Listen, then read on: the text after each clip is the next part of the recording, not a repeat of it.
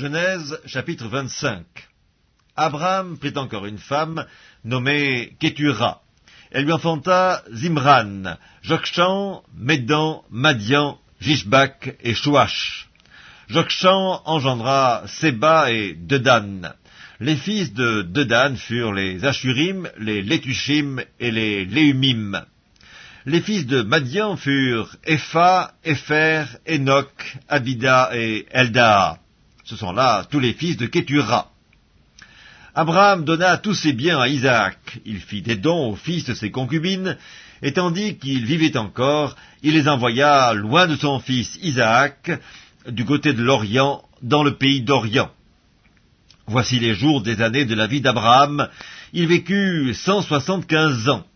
Abraham expira et mourut après une vieillesse heureuse, âgé et rassasié de jours, et il fut recueilli auprès de son peuple. Isaac et Ismaël, ses fils, l'enterrèrent dans la caverne de Macpéla, dans le champ d'Ephron, fils de Tsoar, le Hétien, vis-à-vis de Mamré. C'est le champ qu'Abraham avait acquis des fils de Heth. Là furent enterrés Abraham et Sarah, sa femme. Après la mort d'Abraham, Dieu bénit Isaac, son fils. Il habitait près du puits de Lacaï Roy. Voici la postérité d'Ismaël, fils d'Abraham, qu'Agar, l'Égyptienne, servante de Sarah, avait enfanté à Abraham.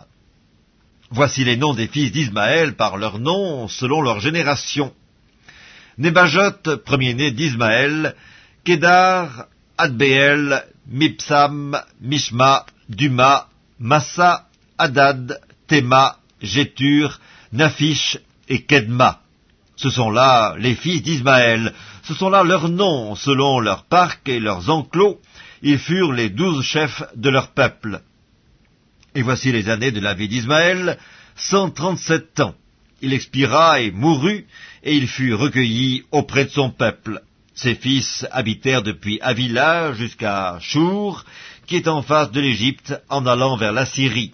Il s'établit en présence de tous ses frères. Voici la postérité d'Isaac, fils d'Abraham. Abraham engendra Isaac. Isaac était âgé de 40 ans quand il prit pour femme Rebecca, fille de Bethuel, l'araméen de Padan-Aram, et sœur de Laban, l'araméen. Isaac implora l'Éternel pour sa femme, car elle était stérile, et l'Éternel l'exauça. Rebecca, sa femme, devint enceinte. Les enfants se heurtaient dans son sein, et elle dit, « S'il en est ainsi, pourquoi suis-je enceinte ?» Elle alla consulter l'Éternel, et l'Éternel lui dit, « 2 nations sont dans ton ventre, et 2 peuples se sépareront au sortir de tes entrailles. Un de ces peuples sera plus fort que l'autre, et le plus grand sera assujetti au plus petit. » Les jours où elle devait accoucher s'accomplirent, et voici, il y avait 2 jumeaux dans son ventre. Le premier sortit entièrement roux comme un manteau de poil, et on lui donna le nom d'Ésaü. Ensuite sortit son frère, dont la main tenait le talon d'Ésaü, et on lui donna le nom de Jacob. Isaac était âgé de 60 ans lorsqu'ils naquirent. Ses enfants grandirent. Ésaü devint un habile chasseur, un homme des champs, mais Jacob fut un homme tranquille qui restait sous les tentes. Isaac aimait Ésaü parce qu'il mangeait du gibier, et Rebecca aimait Jacob. Comme Jacob faisait cuire un potage, Ésaü revint des champs accablé de fatigue.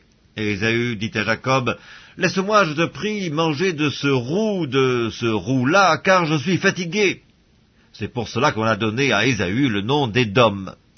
Jacob dit, « Vends-moi aujourd'hui ton droit d'aînesse. » Ésaü répondit, « Voici, je m'en vais mourir, à quoi me sert ce droit d'aînesse ?»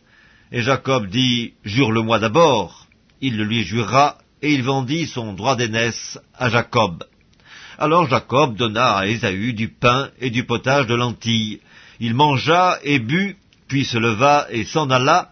C'est ainsi qu'Ésaü méprisa le droit d'aînesse.